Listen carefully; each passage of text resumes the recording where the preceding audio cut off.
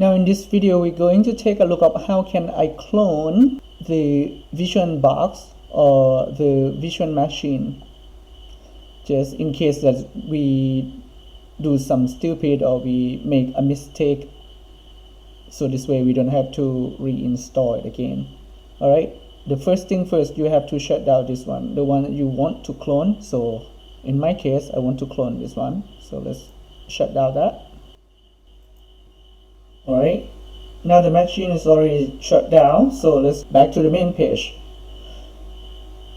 So in this video I'm going to clone this one, the one that we just installed already. Now what I'm going to do is just right click and then select clone, and we have to, or we need to clone everything, included the IP address and the MAC address. So I select include all network and adapter.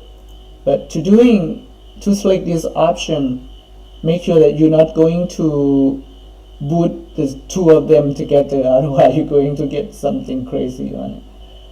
And I'm going to name this for Manjaro 20 YouTube 2, and then I'm going to click next, and I'm going to select the full clone here, click on the clone, and that would take me, it would take me like 2 or 3 minutes. Is depend on how big of the system too, I believe.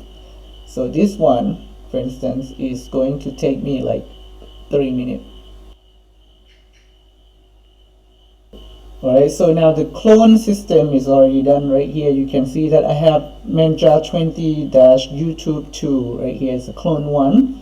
So if you have a look, I have the list of the thing right here that I have Manjaro 20, 2 of them, which I am cloned from this one. This one I already make it look like this. Is Manjaro KDE, but I install the i3 WM or i3 window manager, the tiling window manager that I'm using right now.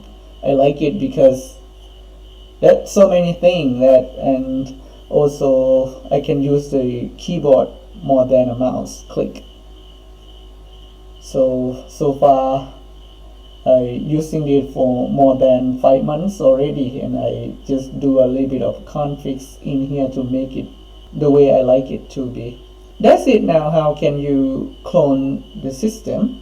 For the next video we're going to install the application, and I have the way to install all the applications that I always have to use, but it's just only one single command, and then you can just go away, because everything will do automatically for you, and that the power of Linux is.